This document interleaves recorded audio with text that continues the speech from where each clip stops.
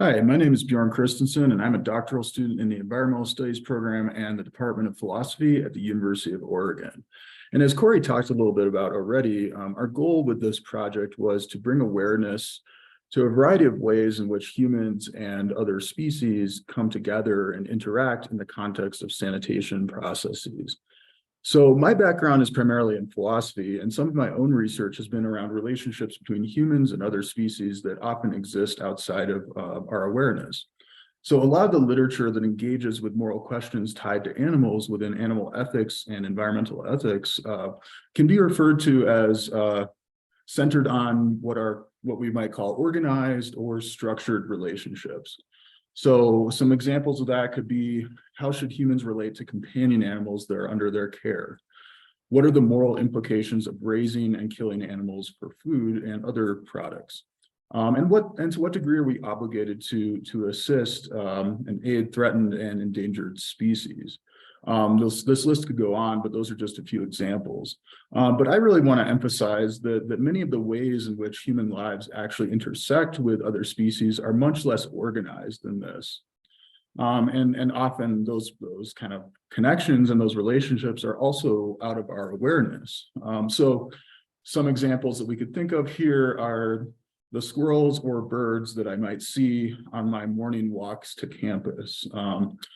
Perhaps also mosquitoes or more threatening animals that I might come into contact with when I'm out hiking in the wilderness. And I also think here of street dogs and other urban animals that are really part of the cityscapes in many parts of the world that people definitely interact with on a daily basis, but there's not really an intentional action putting these animals here or designating them in a particular way. So with this in mind, I'll just provide a bit of background to my interest in this work.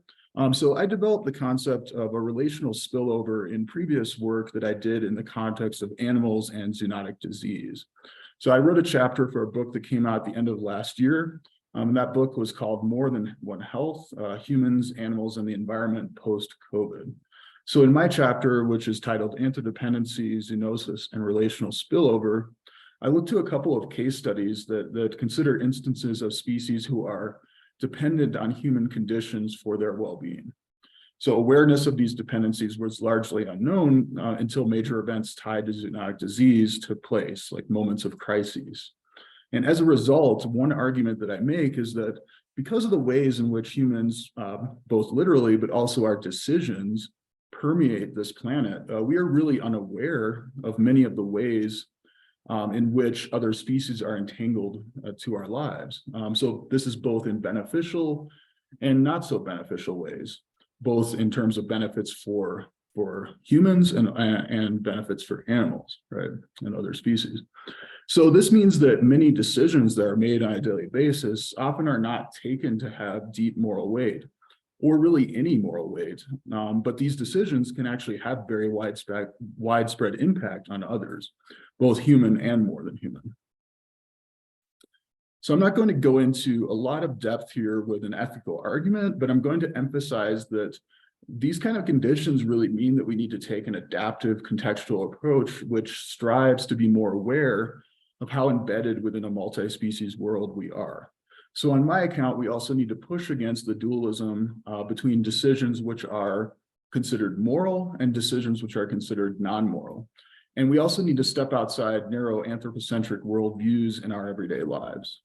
One thing I will also emphasize is that the more that I explore the embeddedness of other species within everyday processes, the more I recognize that a truly hands-off, or what we might call a negative ethical approach, in which we simply leave other organisms, other beings alone, is really often not possible. And that kind of approach would also be potentially devastating to many other species whose well-being is now tied to our own.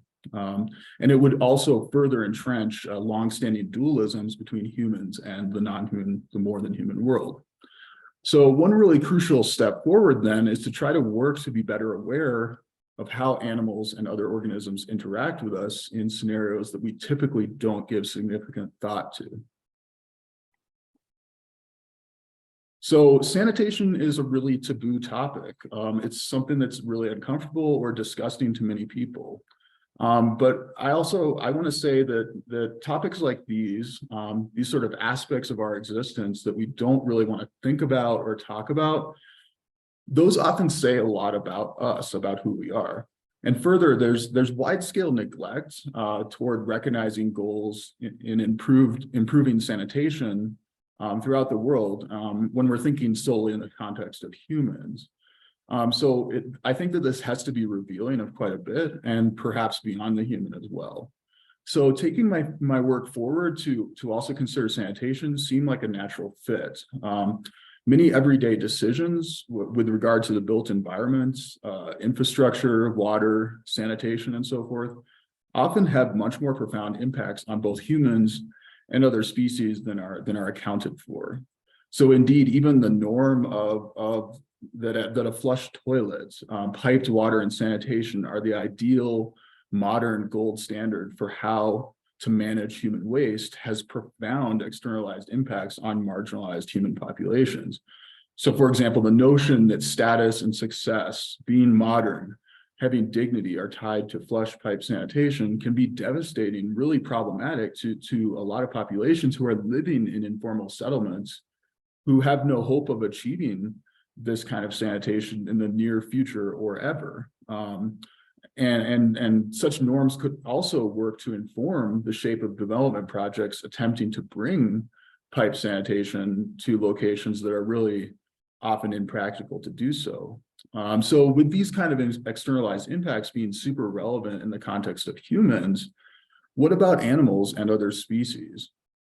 And here I think it is useful to use the term that was coined by Zimmer, which she refers to as wastewaterscapes, a wastewaterscape.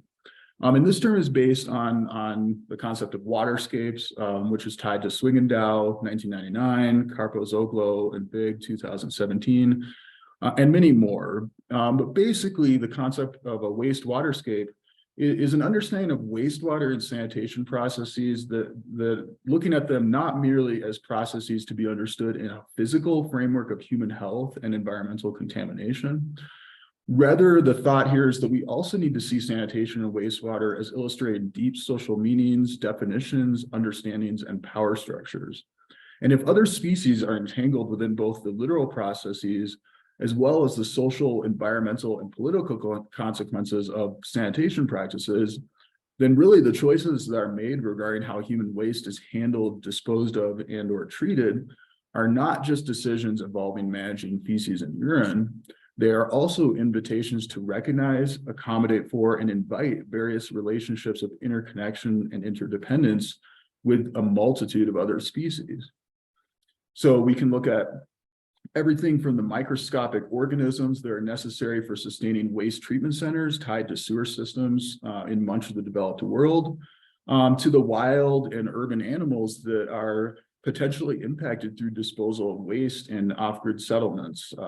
Sanitation and wastewater in this way, I think, really represent what Stacy Alaimo refers to as transcorporeal practices that permeate the porous bodies of humans and other beings.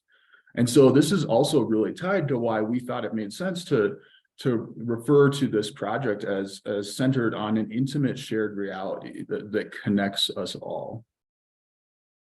So just to put forward some of the underlying claims of our project, they are first that all sanitation processes are necessarily involve other species who are often backgrounded or not considered, remain largely unexamined entities within typical considerations of sanitation.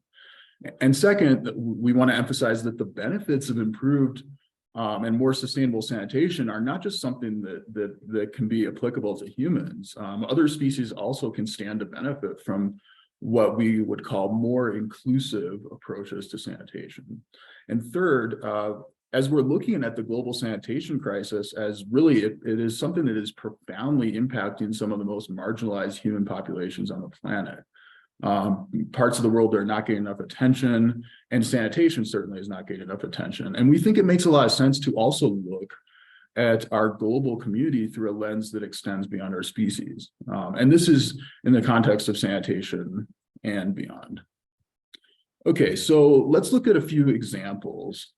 So first, over 1 billion people live in informal off-grid housing globally. And the broad majority of these people they don't have access to improved sanitation. So they oftentimes, in most cases, do not have piped water, running water as well, right? So not having access to running water and pipe sanitation can present a lot of challenges in terms of how to manage the disposal of human waste. So container-based sanitation, which Corey spoke about, is really a viable option, but it's not widely used yet. And so as you see here in this image, this is an image of a pit latrine in Pamplona Alta, which is an informal settlement in Lima, Peru.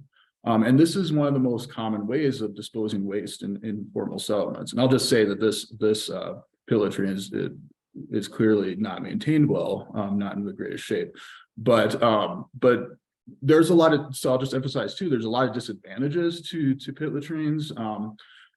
Oftentimes this is just a hole dug in the wall, in the ground, or just a hole in the ground, right? And the disadvantages that come with this are a strong odor, unpleasant odor, the likelihood of contamination of groundwater, and the potential spread of diseases and pathogens. There's also the need to empty latrines, which is a laborsome process, and it's something that people are oftentimes not able to do, or they don't want to, or have the economic resources to pay somebody to do it for them, right? And further, as we look at many of the less formal interactions that humans have with other species, we become aware of these interactions with other species oftentimes through the presence of danger, discomfort, or distress. So pit latrines are outdoors, and because they're outdoors, this can present dangers to people that are using the pit latrines that need to walk to them, perhaps at night, right? This can present dangers both from humans and from other animals. So a human may attack, certainly, but let's consider, for example, informal settlements that have high populations of street dogs. This is also a potential for an attack that might occur from street dog populations, right? And so one of the primary complaints that people give toward pit latrines also, I think, highlights an informal interaction with other species. And in this regard, we can look at different species of flies. So because flies often congregate at pit latrines, think about this in combination with a really unpleasant odor. This makes it incredibly uncomfortable to use a pit latrine. And so this definitely plays into well-being of people who are using pit latrines. So open defecation is another option that someone has if they're if they're living in an informal settlement.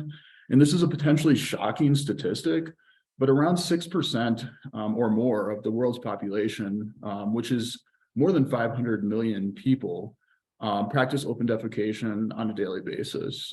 So like pit latrines, open defecation also poses risks for environmental contamination, as well as has human well-being impacts and safety impacts, right?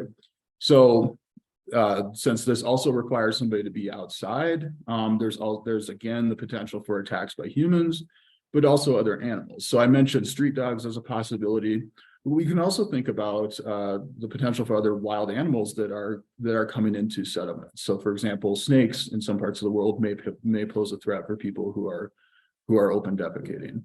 Okay, so I want to emphasize here that the attacks by animals on humans in circumstances like this are clearly bad for humans, right? But they're also not so great for the animals themselves, because presumably these animals' ability to coexist or live in close proximity with humans means that they should avoid conflicts that might endanger them, that might result in them increasingly being seen as a threat.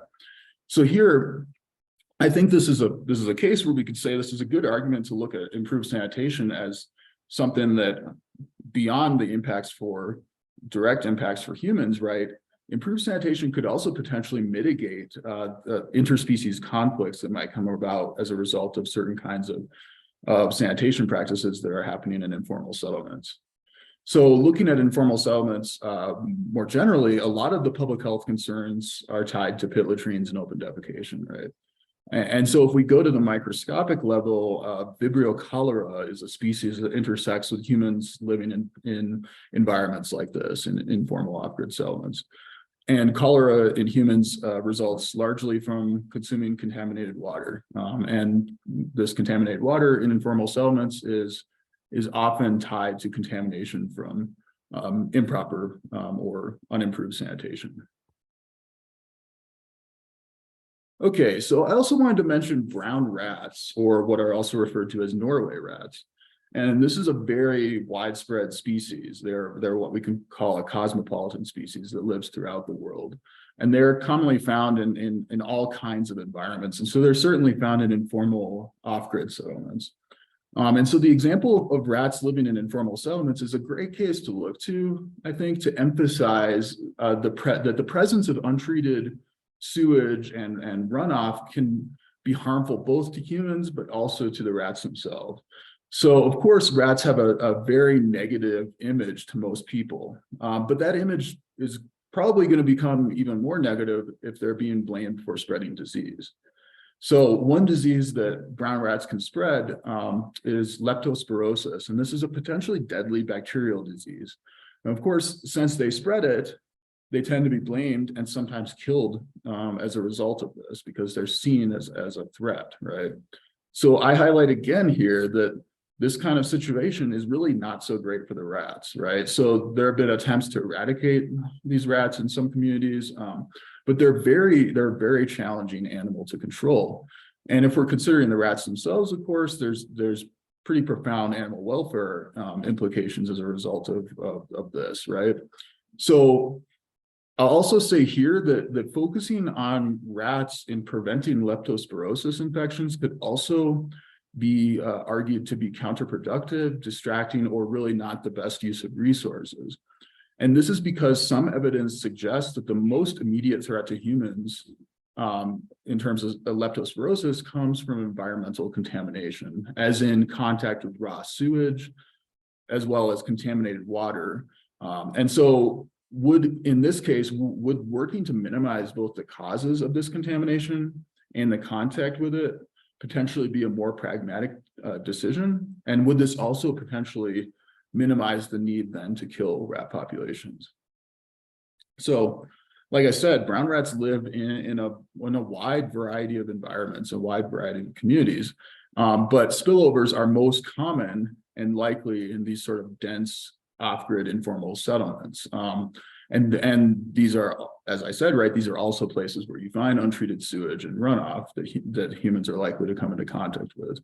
So this seems to be a case where, rather than focusing exclusively on the rats as points of blame, this is a potentially great opportunity to emphasize the shared benefits for humans and other animals of implementing improved sanitation, such as container-based sanitation. So resources could instead be shifted toward these decisions, which have the likelihood of improving both the lives of humans and the lives of animals. Okay, so I wanted to finish by looking at an example that is more common in the global north, and that is constructed wetlands. So when we're considering urban areas in the global north, the approach that's typically taken is to use waste treatment centers that are tied to piped sanitation. And so in this image behind me, you see this is part of a very large waste treatment center in the Portland, Oregon metropolitan area, right? So most people in these sort of urban settings are using flush toilets, which remove both liquid and solid waste at the same time. And these toilets are flushed using at least a gallon or two of water. But sometimes this can be more like 3 to 7 or even 8 gallons of water. And this all depends on the age of the toilet. So obviously this is super water and energy intensive, and it's really pretty old technology, but it's unfortunate that we've been locked into a very unsustainable form of sanitation in much of the developed world, right? Much of our infrastructure has been built around this. And so this is a very wicked, what you call a wicked problem. How do we move forward when water is probably going to become an even more and more precious resource in the future, right? But let's just to move past that, right? This is seen as the gold standard, this kind of approach, right? And even people in parts of the world who are likely to never have pipe sanitation. So, for example, people who are living in off-grid informal settlements still see these kind of approaches, the flush toilet, tied to a waste treatment center, right, as the ideal, right? And so, like I said, that definitely has impacts on people's well-being and outlook in terms of sanitation. But despite what we might say about the problems with these kind of systems, we still think it's important to consider the ways in which we can manage waste that don't require a complete rethinking of the current paradigm, right? How can we improve some aspects of this approach? And in the spirit of our combined project, we also want to think about the ways in which other species could be better accounted for in these kind of approaches. So constructed wetlands are very water intensive, but they're a great treatment option in the context of sewered systems or septic systems, right? And they're very effective. And in addition, they have the potential to provide green space for human recreation and aesthetic purposes, right? And they can also become habitats for a number of species of animals and plants.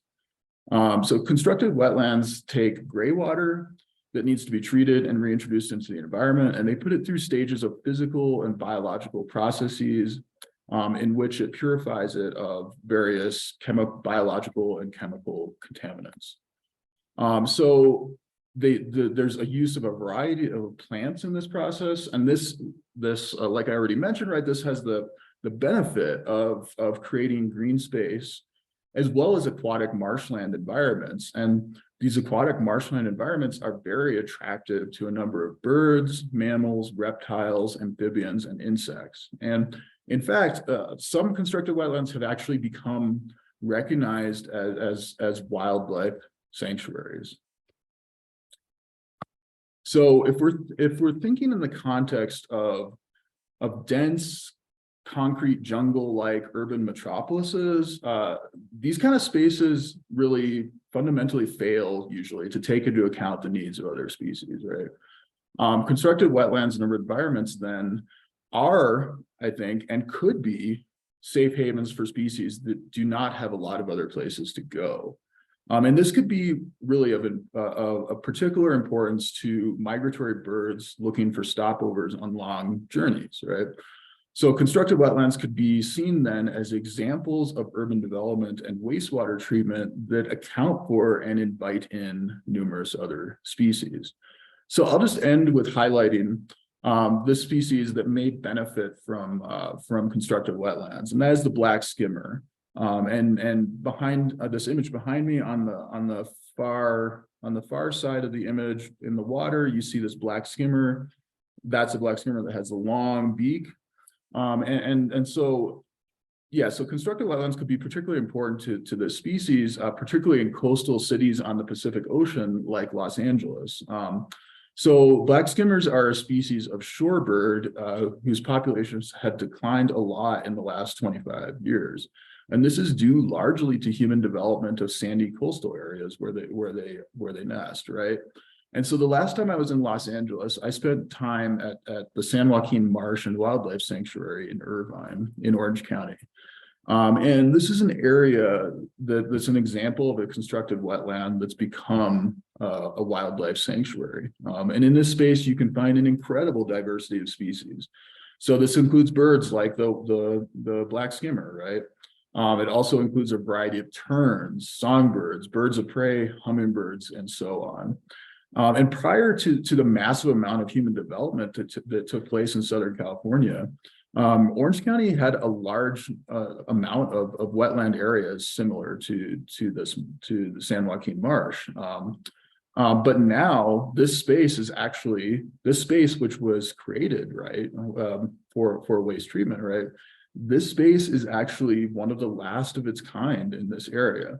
And so it's become really, really valuable to a number of species. So as I mentioned, I think that this seems like a prime example of a situation where we can, despite the downside to water intensive waste management, we can still better account for how species might benefit from potential options with how to manage waste within the current paradigm. And I'll also share that we have a few great examples of constructed wetlands that are prime habitats for a number of species in Oregon. And some of my favorites are the Fernhill wetlands in Forest Grove and Talking Water Gardens in Albany. So with that, I'm going to conclude, but I just want to thank you for the opportunity. Thanks to the Association for the Study of Literature and the Environment, as well as the Association for Environmental Studies and Sciences, for the opportunity for us to speak about this important topic. And please reach out to any of us if you're interested in continuing this conversation. Okay. Thanks so much.